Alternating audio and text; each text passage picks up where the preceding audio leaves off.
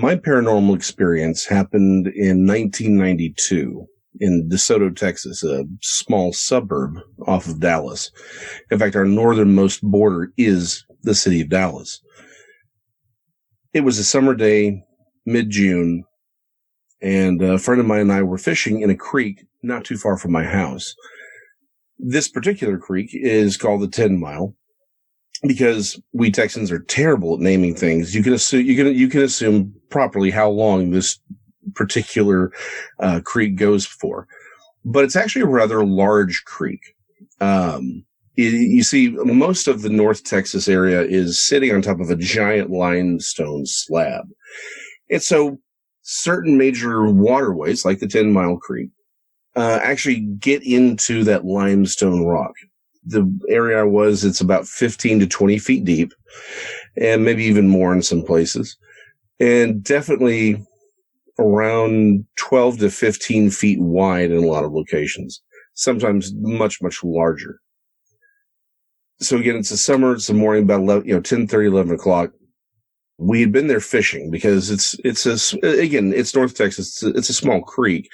It's not a river or anything, but it'll fill up and flood in the spring, and then by summertime it's a trickle. But there are locations where fish will get trapped, right? Brim, carp, some things like that.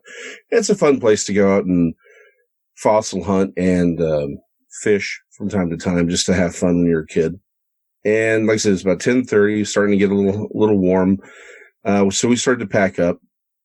My friend had already made it up the hill a little bit. And let me describe this hill. Because the creek is in the bedrock, it's actually very hard to get to in a lot of places.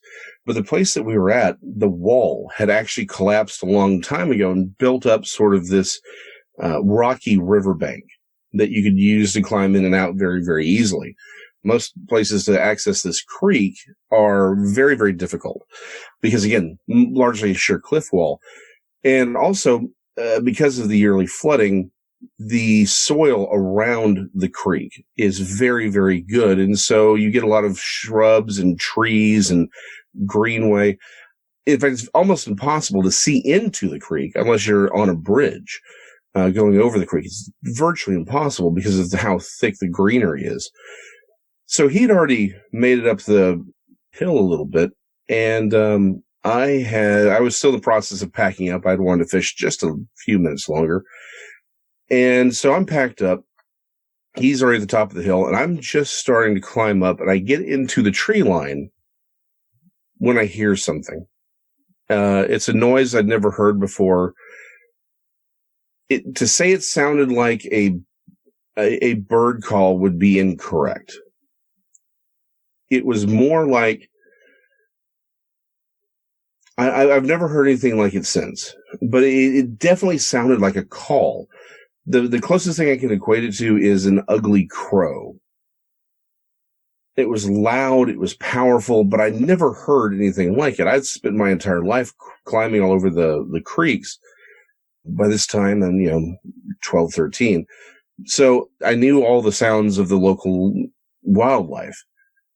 And this just stood out. So I just kind of leaned back and poked my head out to see if I could see what this was. And where we were was basically a straightaway, right? Say about,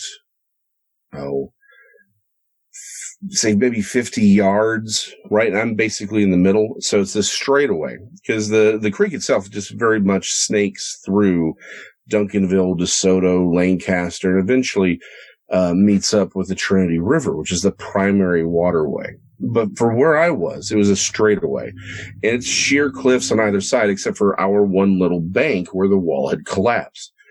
White limestone rock, 20 feet high, houses on the other side of these trees. And around the easternmost bend comes what I think, at first, is the largest blue heron I'd ever seen in my life. Now, if you've never seen a blue heron, they can be quite large. They're part of the crane family. They tend to fly with their legs sticking out behind them, and they do their neck in sort of an S-shaped formation, right? Their head kind of tucks back with their long neck, sort of making this S curve for aerodynamics. And their color is sort of a Payne's gray. If you're unfamiliar with that, it's a bluish gray, sort of like the color of a thunderstorm, right? The sky, when you have that, it's not a gully washer, but it's that nice sort of thunderstorm cloud. It's not black. It's not a blue, but sort of that bluish gray. That's sort of the color we're talking about. And I just was amazed at how big this thing was because, like I said, I've been in this creek forever. I know how far apart it was. And it looked like its wingspan was about 10 feet. Because I could see how close it was coming to on the sides of the creek. And it wasn't until it gets right in front of my face, its right wingtip being 5 feet from my face. Because I'm standing up on the hill a little bit, I'm more elevated. So this thing is just flying right by, and it's sitting there right in front of me. And I realize it has no feathers. And what I thought had been its legs sticking out behind it was actually a long tail that had sort of a diamond-esque flange on the end. And that its legs were much closer to the body. It didn't have a beak. It had a face.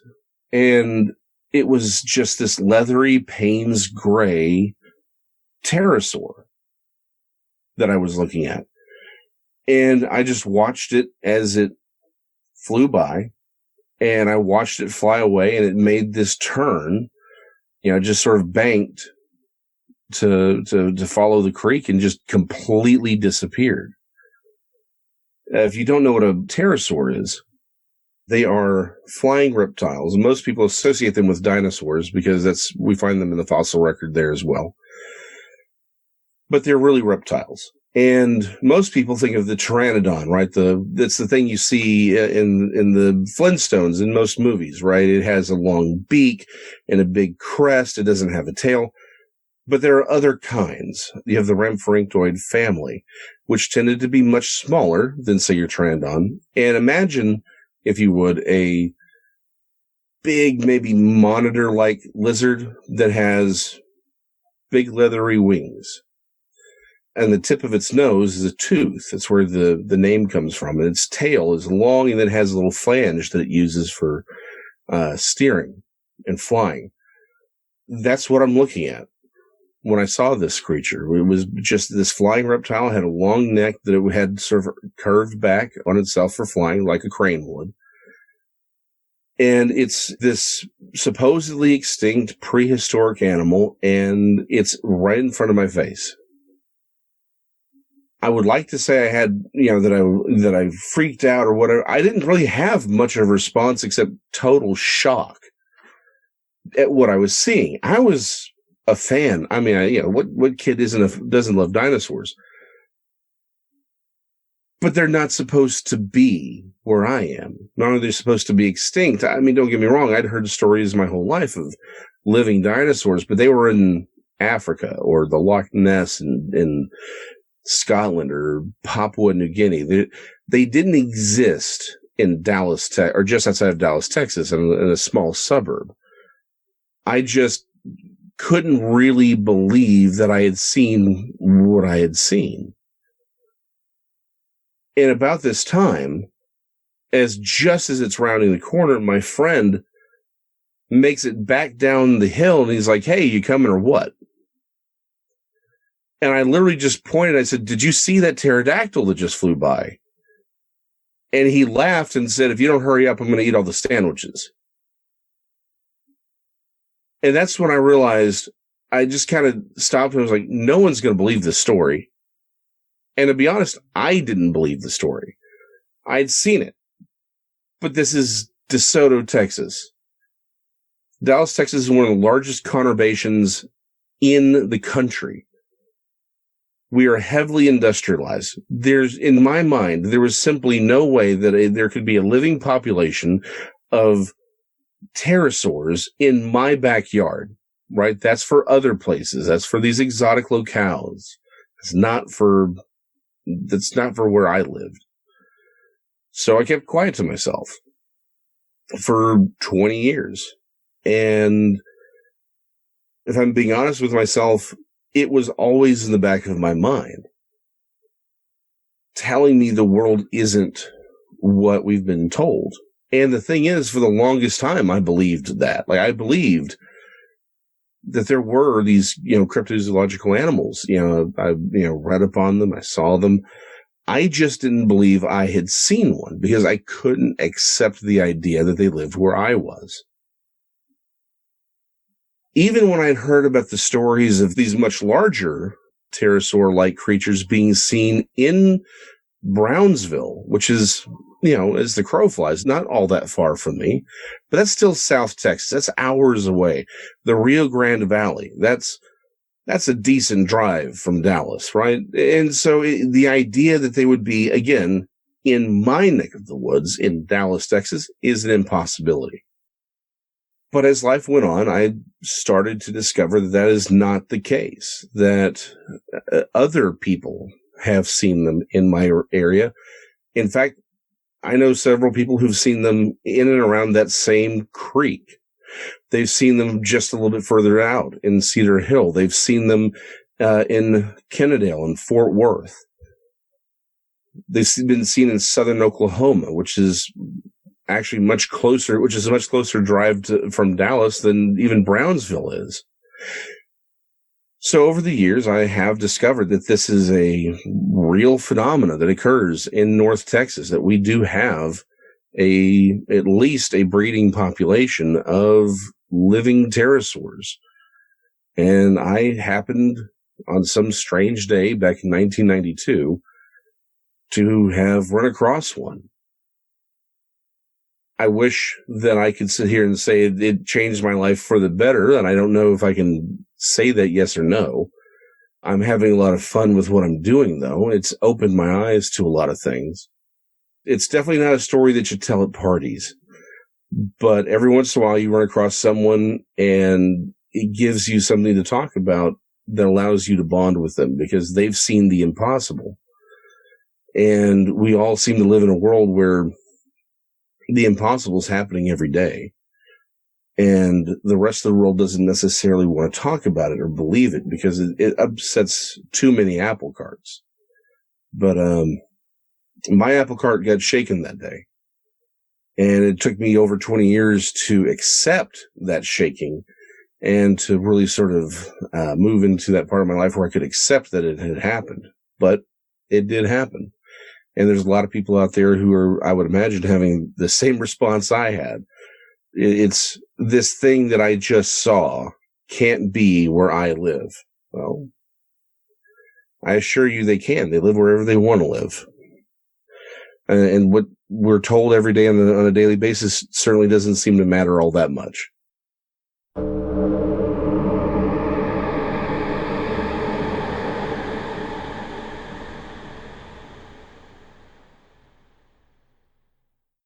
My paranormal experience happened to me 40 years ago outside of Austin, Texas. I saw something flying over a highway that I didn't know really existed at the time. I'll start off by saying that I was very young when it happened, and I was really, really young. I was between 4 and 6 years old. Closer to 6 years old because I have the memory really good in my mind. It's been burnt into my mind since it happened. And I was that age. This was in between 79 and 82, somewhere in that time frame. And this was in Austin, Texas. And me and my dad were driving in our 1976 lime green Volvo station wagon. And to be honest, I don't know the exact highway we were on because I was so young. And that's one of the problems with this entire encounter is that I don't have anybody that I can go to talk to about it because my dad is gone now and I never really talked to him about it too much. My mom doesn't recollect a lot of things that happened a long time ago. So it's hard to get any information out of her. But in any case, we were traveling down a stretch of highway that was completely straight outside of Austin, Texas. and the area was totally flat as far as I can remember, very sandy and rocky. And a funny thing is that at the time, they didn't have the requirements for car seats for little kids to have certain weights and certain really functioning car seats and stuff. So I don't know if I was in a car seat or not. I don't think I was. I think I was right at the age when you're old enough where your parents would allow you to sit in a seat without a car seat. I mean, I think back in the day, those were just when you were a baby. So I was in, my dad being the responsible parent that he was, I was sitting in the front seat, not in a car seat of this Volvo station wagon traveling down the highway.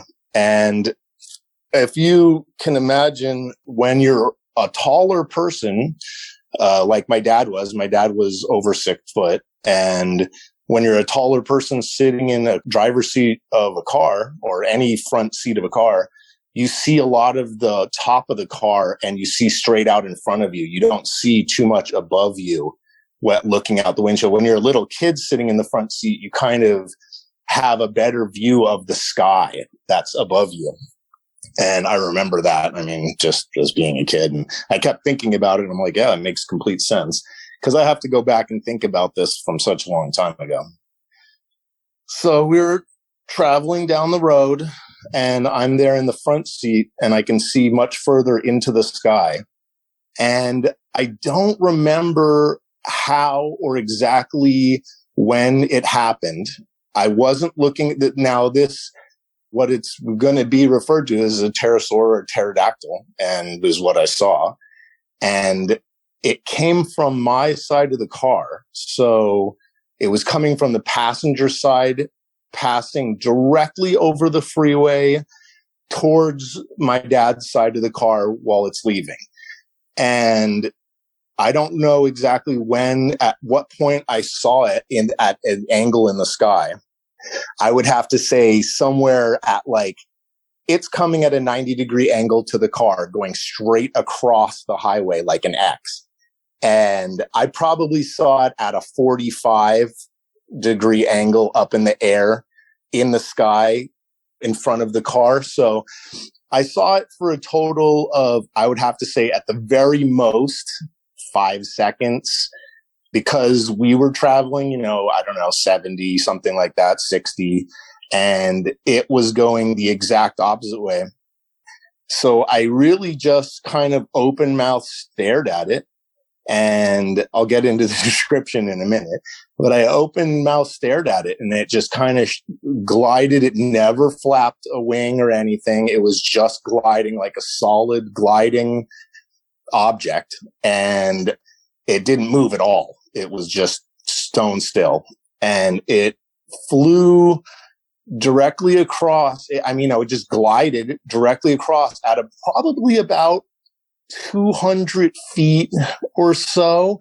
It was high enough in the air that I could see it and make out everything that it was. And this is a super long time ago, so it's really always really hard to remember. But the best thing is that this memory is so burnt in my mind that it's one of the fundamental memories I have as a little kid. So it's like I can always go back to it and think about it because it was just so weird, I guess. Somehow it got burnt into my mind. I knew there was something different about it. So it flew across. And like I'm saying, it was probably 200 feet in the air or so. I'm guessing. And here's the problem. When you're looking at birds, you can't really tell how big it is because you have absolutely no reference in the background. And so you don't know if it's giant, if it's tiny. I mean, it obviously was somewhere in the range of a normal bird or much larger than that. My guess is much larger. It seemed like it was really large. I'm trying to think of a reference to how big it would be. It wasn't as big as like a glider plane or something like that. It wasn't as big as like a Piper plane, the smallest planes they have. It was somewhere in between that and like a northern goose or something. So it was really big, but it wasn't like giant in any case. So it went across, it just glided straight across in the air. And I was just open mouth pretty much. I mean, I'm guessing, I don't really know, staring at it as it went across. And I look at my dad, and it basically, we passed it. So it was, in front of us, but we're traveling, and we went past it as it went over. And I turned to my dad, and I kind of was just like, did you see that? And he's like, no. And I was like, it was like a giant bird, or like I don't think I said dinosaur. I'm sure I said it was like a giant bird. And he just blew it off completely. He's like, no. And he didn't see it. And he's really the most like rational person in the world. He doesn't like have time for, I should say he didn't have time for, nonsense, I guess you might call it. But in any case, it didn't register as anything to him at all because he didn't see it. So he didn't care about it. And I never really brought it up to him again because I didn't know how to explain that. Like, I was a little kid, but I didn't know. I knew that if I told my dad that I just saw like a flying dinosaur, he wouldn't believe me, or it just wouldn't matter to him. And so I just didn't really bring it up to him. And probably 10 minutes after that, I hadn't forgotten about it. I knew about it, but I just wasn't really going to tell anybody about it, I guess. I don't know why. I have told people over the years about it and stuff. So I guess I should go into some sort of description of what this pterosaur or pterodactyl looked like. So it was coming over the car, and I could see it clear enough that it was, I could see the shade, and this is so long ago, it's really hard. So I've had to like really think hard about everything about it. But I think it was like a light brown kind of flesh color, and the wings were definitely like membrane wings. I don't think they were see-through. I think, not clear see-through, but I don't think I could see light through them like a bat's wing or something like that. I think they were a little bit thicker than that because it just looked like a solid thing in the air. But it was, a color of kind of like tan skin, sort of. And it had no tail. It had, oh, geez, that's a good way. It's kind of hard to describe. I mean, it had what a pterodactyl would normally look like, which is like a pointy, long snout on it, a pointy, long head. It didn't have, I've seen lots of different kinds of pictures of them. Obviously, I've looked at them over the years. It didn't have a crest on its head. It didn't have any kind of crest. It was a narrow, flat head, or a narrow, skinny, like arrow-shaped head.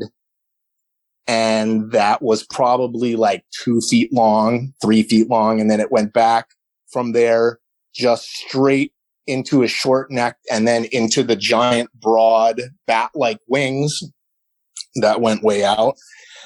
And then that came back at the back end of it into the little feet that were hanging off its back. You could see the little feet.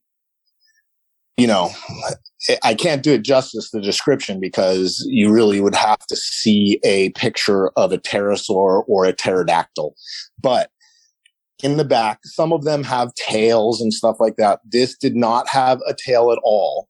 It just had a flap of skin that went in a crescent moon from one foot to the other foot, like a link, like the same thing as a bat, I think. I'm not 100% sure. But while it was flying, its feet were just sticking straight out the back, little tiny feet that were sticking right out of the back of it, where it tucks its feet up underneath, I guess. And they were kind of sticking off the back. So the back, it looks just like a classic pterodactyl where there's no tail. It looks like, Batman's Batarang with little feet sticking off in the middle. And it's hard to remember back to everything after it had passed over. Like I said, I didn't talk to anybody about it. And for a really long time, I knew that there was something really strange about it. So it was always in the back of my head. And I started trying to figure out what it was. And, I figured out quickly that it was, supposedly it was this exact dinosaur that I had seen. Because, you see it as a little kid, you see it in pictures and books and stuff like that. And, lots of kids are interested in dinosaurs. I was, it's the thing that I saw, 100%. There's nothing else. There's one other thing that I always think of. In the 90s or 2000s, they had some discovery program or something that had a remote control pterosaur, remote control pterodactyl. And it was a glider. And I don't know if anybody remembers that or whatever. They still make them, I'm sure. And they're like, realistic gliders that look just like a pterosaur. And they're like super convincing. It's exactly what I saw. I would 100% say that it was this remote control model flying over this desert highway, the one that I saw in this TV program when they did it. And I know they still have these. You can obviously make a glider that looks like a pterodactyl.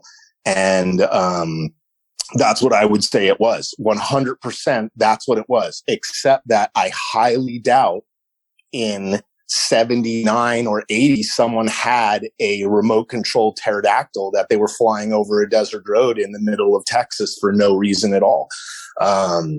So like, I kind of rule that out as what it is. So, but that's the closest thing I've ever seen. When I saw that, I saw this, like I'm saying, the show where it showed a remote control glider pterosaur. It was like the exact thing that I saw. Like exactly, which was so weird. And then this led into me wanting to know more about creatures that supposedly didn't exist. And there's like the Fortean Society and lots of different things that you can go to. And that's what I've been interested in this stuff my entire life. It really prompted me to be interested in the subject and to be interested in anything to do with cryptozoology, Bigfoot, Dogman, anything you can think of, water creatures. I love deep sea stuff. That's like my favorite genre of things to look up about. It was a profound experience that it was something that I saw. I mean, and I don't really talk to anybody about it. And I told Vic that I would have never told anybody about this on a show because I haven't ever sought to like have attention given to me for any reason at all. But he asked about this and I thought I could donate. The only thing that I have that is donatable to cryptozoology, which was this story. And that was my paranormal experience.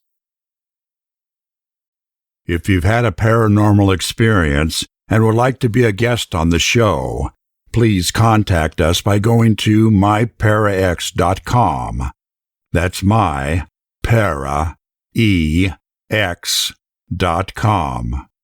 Thanks for listening.